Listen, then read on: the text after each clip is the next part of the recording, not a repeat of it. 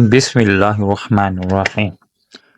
दोपहर का 1 बज रहा था और आज फिर मेरी बहन रोते हुए मेरे घर आ गई थी। मुझे तो बहन की हालत देखकर उस पर बहुत तरस आ रहा था। पुराने कपड़े और फटी हुई चादर पहने वो ऐसे लग रही थी जैसे कोई मांगने वाली हो। मेरी बहन ऐसी तो हरगिज नहीं थी। उसने शादी से पहले बड़ी ऐशो इशरत वाली जिंदगी गुजारी थी। आज फिर मेरी बहन को उसके शौहर ने बिला वजह मारा था। वो मुझे रोते हुए अपने दुखड़े सुना रही थी। वो मुझे कह रही थी कि रुबीना, क्या हम औरतों के मुकद्दर में यही लिखा हुआ है? क्या हम इसी तरह सारी जिंदगी मार खाती रहेंगी? मुझे रोज रोज तुम्हारे घर आना अच्छा नहीं लगता, मगर मैं बहुत मजबूर हूँ। मैंने अपनी बहन से कहा कि तुम फिक्र मत करो, मैं अपने शौहर नासिर से बात करूंगी। वो तुम्हारे शौहर को समझाएंगे। क्या पता उसे अकल आ जाए। बस तुम फिक्र मत करो, सब कुछ ठीक हो जाएगा। फिर कुछ सोचने के बाद मैं बोली, तुम अपने शौहर से खुला क्यों नहीं ले लेती? चांद छुड़ाओ ऐसे बेकार शख्स से। उसने तुम्हें दिया ही क्या है सिवाय मार पीट के? क्या पता अल्लाह ने तुम्हारे लिए कुछ बहुत ही बेहतर सोच कर रखा हो। मेरी बहन नौशीन ने बड़ी अजीब निगाहों से मुझे देखा और बोली, मैं खुला लेकर कहाँ जाऊंगी? हमारे माँ बाप भी तो फौत हो चुके हैं। मैं उसकी बात सुनकर चुप कर गई थी। मैंने कहा, उठो तुम मुंह हाथ धो लो, मैं खाना लगाती हूँ। आज मैंने बिरयानी बनाई है। मैं किचन में मसरूफ थी कि मेरे शौहर नासिर भी दोपहर का खाना खाने घर आ गए। वो कहने लगे, तुमने मुझे पहले क्यों नहीं बताया कि तुम्हारी बहन फिर से आई हुई है? मैं बोली, नासिर आहिस्ते बोलो, वो सुन लेगी तो क्या सोचेगी। नासिर मजीद गुस्से में बोले कि मैं तुम्हें सच कह रहा हूँ कि तुम्हारी बहन के करतूत ही अच्छे नहीं हैं, तब ही वो रोज रोज अपने शौहर से मार खाती है। मैंने कहा, नासिर हर मर्द आपकी तरह नहीं होता, इस दुनिया में बुरे लोग भी पाए जाते हैं। नासिर मेरी बातें सुनकर चुप हो गए थे। मैं बाहर आई तो देखा कि रुबीना रो रो कर मेरे शौहर को अपने दुखड़े सुना रही थी और वो उसे तसल्लियां दे रहे थे। खैर मैं खाना ले आई तो हम सब खाने में मसरूफ हो चुके थे। नासिर को वापस ऑफिस जाना था, इसलिए वो जल्दी वापस ऑफिस चले गए थे। मेरी बहन नौशीन अब जब अपने घर जाने लगी तो मैंने चंद हजार के नोट उसकी हथेली पर रख दिए थे। वो बार बार लेने से इनकार कर रही थी, मगर मैंने जबरदस्ती उसे पैसे थमा दिए थे। नौशीन के जाने के बाद मैं किचन में आ गई थी। मैं बर्तन वगैरह समेटने लगी, मगर मेरी तबीयत कुछ खराब सी लग रही थी। मुझे तो यही महसूस हुआ कि नौशीन की टेंशन लेकर मेरा दिल उदास हो गया है। जब भी मेरा ब्लड प्रेशर हाई हो गया, मुझे बहुत शदीद चक्कर आ रहे थे, सांस भी फूल रही थी। मैंने सब कुछ वैसे ही छोड़ा और आकर सोफे पर लेट गई। मुझे कुछ इल्म ही नहीं हुआ कि कब मेरी आंख लग गई थी। शाम को मैं नासिर की आवाज सुनकर बेदार हुई थी। वो मेरे पास बैठे मेरा बाजू हिला रहे थे।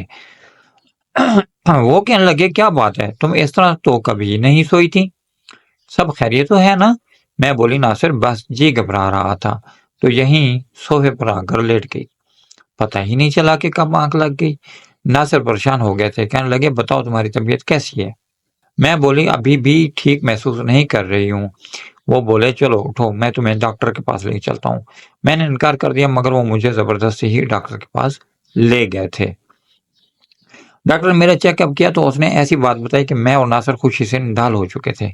डॉक्टर ने बताया कि मैं प्रेग्नेंट हूँ, मगर साथ ही उसने ये भी कह दिया था कि माँ और बच्चा दोनों बहुत कमजोर हैं।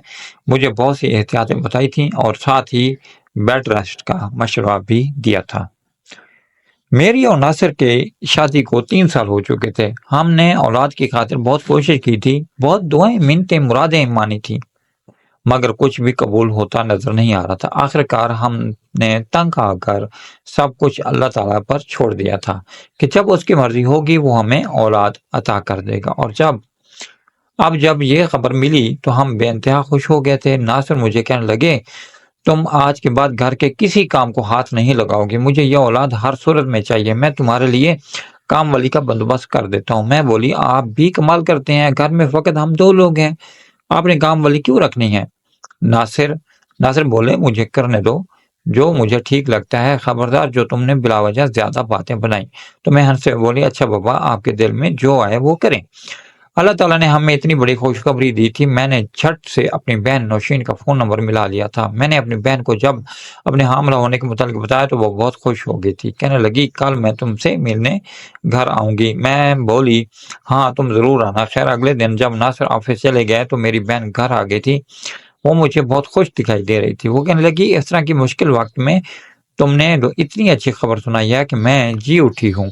میں نے بتایا کہ ڈاکٹر نے مجھے بیڈ ریسٹ کا کہا ہے، اس لیے ناصر چاہتے ہیں کہ میرے لیے ملازمہ رکھ لیں۔ میری بات سن کر نوشین کی آنکھوں میں حسرت ابھر آئی تھی۔ وہ لب کاٹتی ہوئی بولی، اگر تمہیں برا نہ لگے تو ایک بات کہوں؟ میں بولی ہاں کیوں نہیں، کہو جو کہنا چاہتی ہو۔ وہ بولی تم نے پرائی عورت کو کام پر رکھنا ہے تو مجھے ہی رکھ لو، ماہانہ تنخواہ جو تم دیا کرو گی اس سے میرے گھر کا خرچ چلتا رہے گا۔ میں اس کی بات سن کر دہل گئی۔ میں بولی اللہ نہ کرے تم میرے گھر پر ملازمہ بنو، تم ویسے ہی میرا خیال رکھنے کے لیے آ جایا کرو اور میرے ساتھ رہنا، ہم دونوں بہنیں بیتے دنوں کی یادیں تازہ کریں گی۔ میں یہ بات کہہ کر چپ ہو گئی تھی۔ یہ میں نے کیا کہہ دیا تھا؟ نوشین بھی میری جانب بڑی عجیب سی نگاہوں سے دیکھتی رہی تھی اور پھر وہ اٹھ کر اپنے گھر چلی گئی تھی۔ ماضی کی یادیں تو بہت خوفناک سی تھیں۔ خیر شام کو جب ناصر گھر آئے تو ان کے ساتھ ملازمہ بھی تھی۔ وہ کہنے لگے آج سے گھر کے تمام کام ماسی کریں گی۔ وہ ڈیڑھ عمر کی عورت مجھے کافی مناسب لگ رہی تھی۔ میں نے سر ہلا دیا، مگر رات جب سونے کے لیے لیٹی تو ناصر سے آج والی بات کا تذکرہ کرنے لگی تھی۔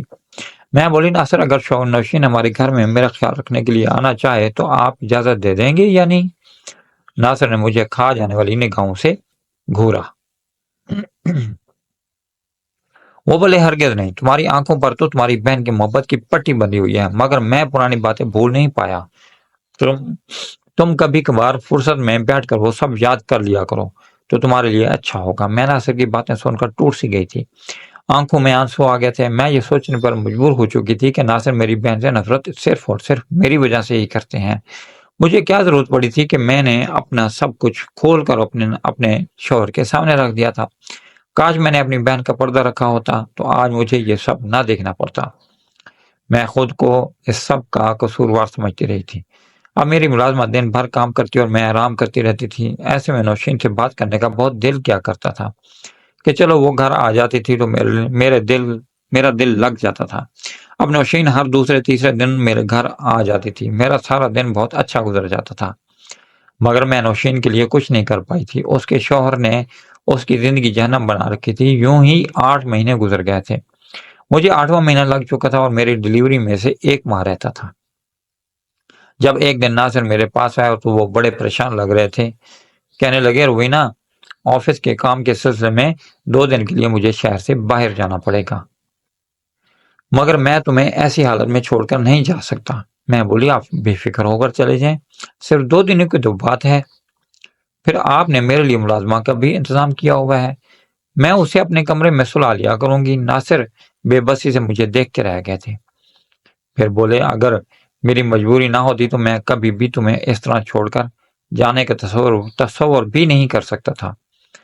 میں نے انہیں دلاسا دیا تو وہ اس سفر پر آمادہ ہو گئے تھے اور میں یہی سوچتی رہ گئی تھی کہ کاش کسی طرح 2 دن کے لیے نوشین میرے پاس آ جائے۔ ناصر کے جانے کے بعد میں بہت اداس سی ہو گئی تھی۔ یوں ہی شام کے اندھیرے پھیل گئے تھے اور پھر رات ہو گئی۔ تب میری ملازمہ میرے کمرے میں آئی اور بولی آپ سے نوشین ملنے آئی ہے۔ میں ملازمہ کی بات سن کر بہت خوش ہو گئی اور بولی تم اسے بٹھاؤ میں آتی ہوں۔ میں لاؤنج میں پہنچی تو نوشین کی حالت دیکھ کر دنگ رہ گئی تھی۔ وہ اجڑی ہوئی سی لگ رہی تھی، اس کے بال بکھرے ہوئے تھے اور اس کے چہرے پر زخموں کے نشان تھے۔ وہ بولی روبینہ تجھے تیرے ہونے والے بچے کا واسطہ ہے میرا گھر خراب ہونے سے بچا لے، میرا شوہر مجھے طلاق دینا چاہتا ہے۔ میں بولی اب کیا ہو گیا ہے؟ وہ بولی آج میری آنکھ دیر سے کھلی تھی، بس ناشتہ بناتے ہوئے دیر ہو گئی، اسی بات پر میرے شوہر نے مجھے بہت مارا ہے اور اب وہ مجھے طلاق دینا چاہتا ہے، تو میرے ساتھ چلو اور اسے سمجھاؤ۔ مجھے بھی اس کی بات پر غصہ آ گیا تھا، میں کہیں جانے کی حالت میں نہیں تھی مگر بہن کی خاطر اس کے ساتھ چل پڑی تھی۔ میں پہلی بار اپنی بہن کے گھر گئی تھی۔ نوشین کا گھر دیکھ کر میرا دل بہت پریشان ہو گیا تھا۔ میں سوچنے لگی تھی کہ میری بہن نہ جانے اس ڈربنما گھر میں کس طرح سے گزارا کر رہی ہوگی۔ نوشین بولی میرا شوہر اس کمرے میں ہے، تم اندر چلی جاؤ۔ میں کمرے میں گئی تو میرا بہنوئی بہت غصے میں تھا، وہ میری طرف آگے بڑھا اور میری تو روح لرز گئی جب اس نے میری آنکھوں سے آنسو بہتے چلے جا رہے تھے۔ مجھے اپنا ماضی یاد آ رہا تھا جب میری بہن نوشین نے مجھے کمرے میں بند کر دیا تھا اور میں رو رو کر امی کو مدد کے لیے پکار رہی تھی۔ امی بھی بہت غصے میں تھی، کہنے لگی میں تمہیں اس کمرے سے کبھی نہیں نکالوں گی، تم نے ہماری عزت خراب کرنے کی کوشش کی ہے، میں تمہارے باپ کو کیا منہ دکھاؤں گی، کیسے بتاؤں گی کہ اجمل تمہاری بیٹی روبینہ نے کیا گول کھلا دیا ہے۔ میں بولی امی میری غلطی اتنی بڑی نہیں ہے، آپ میری بات سمجھنے کی کوشش کریں۔ تبھی امی بولی بکواس بند کر، اب مجھے تمہاری آواز نہ آئے، تمہارا باپ گھر آ گیا ہے، اسے ہرگز یہ پتہ نہیں چلنا چاہیے کہ تم یہاں ہو۔ میں ڈری سہمی ہوئی تھی اس لیے جلدی سے خاموش ہو گئی۔ ابو گھر آئے تو صحن میں ہی بیٹھ گئے تھے، وہ امی کے ساتھ باتیں کر رہے تھے، پھر بولے میرے گھر کی رونقیں کہاں ہیں؟ تبھی مجھے نوشین کی آواز سنائی دی تھی۔ نوشین مجھ سے 3 برس بڑی تھی، وہ ابو کے پاس آ کر بیٹھ گئی تھی۔ وہ بولی ابو میں تو یہاں ہوں۔ ابو بولے میری بیٹی روبینہ کہاں ہے؟ نوشین بولی ابو آپ کی روبینہ نے تو آپ کی عزت رولنے میں کوئی کسر نہیں چھوڑی تھی۔ تبھی امی کی آواز آئی تھی چپ کر نوشین، تم جاؤ اپنے باپ کے لیے کھانا لے کر آؤ۔ ابو بولے نہیں نہیں تم چپ کرو، مجھے بتاؤ کیا بات ہے نوشین، تم کیا کہنا چاہتی ہو؟ میں تھر تھر کانپنے لگی تھی۔ نوشین بولی ابو آج میں نے روبینہ کو رنگے ہاتھوں پکڑ لیا ہے، وہ اتنی گندی حرکت کر رہی تھی کہ اگر آپ اسے اپنی نظروں سے دیکھ لیتے تو شاید آپ کو ہارٹ اٹیک آ جاتا۔ مجھ سے یہ سب برداشت نہیں ہوا تھا، اس لیے میں نے اسے سامنے والے کمرے میں بند کر دیا اور امی کو بھی سب کچھ بتا دیا ہے۔ اب تب سے وہ رو رو کر فریادیں کر رہی ہے کہ مجھے کمرے سے باہر نکالو، مگر ہم ایسا نہیں کریں گے ابو، روبینہ جیسی گندی اولاد کو تو مر ہی جانا چاہیے، نہیں تو وہ آپ کا نام خراب کر دے گی۔ تھوڑی دیر خاموشی رہی تھی اور پھر اچانک سے میرے کمرے کا دروازہ کھلا تھا اور ہر طرف روشنی چھا گئی تھی۔ ابو میرے روبرو کھڑے تھے اور میں زمین پر بیٹھی رو رہی تھی۔ ابو نے میرا ہاتھ پکڑ کر مجھے اٹھایا تو ایسا لگا تھا جیسے وہ ابھی مجھے مار کر ختم کر دیں گے۔ وہ مجھے ہاتھ سے پکڑ کر باہر لے آئے تھے، پھر پانی کا گلاس بھر کر لائے اور بولے میری بیٹی یہ پی لو۔ میں نے کانپتے ہاتھوں سے پانی کا گلاس تھام لیا تھا، میں بہت خوفزدہ تھی۔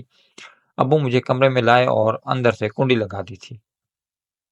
وہ بولے اب مجھے بتاؤ کہ کیا بات ہے، گھر میں کس قسم کا تماشا لگا ہوا ہے؟ میں پھوٹ پھوٹ کر رونے لگی اور بولی ابو میں واقعی میں قصوروار ہوں، میں نے بہت بڑا گناہ کر دیا ہے، میں آپ کی اچھی بیٹی نہیں ہوں، آپ مجھے اپنے ہاتھوں سے مار دیں۔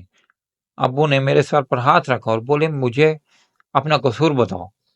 میری آنکھیں جھکی ہوئی تھیں۔ میں بولی ابو آپ نے مجھے اور نوشین کو جو موبائل فون لے کر دیا تھا اس پر میں نے فیس بک کی آئی ڈی بنائی تھی، میں اس پر ایک لڑکے کے ساتھ باتیں کرنے لگی تھی، وہ مجھے بہت اچھا لگنے لگا تھا، وہ بولا کہ تم بھی مجھے بہت اچھی لگتی ہو، مجھے تم سے پیار ہو گیا۔ اور یہ باتیں سن کر میں تو خوشی سے پاگل ہو گئی تھی۔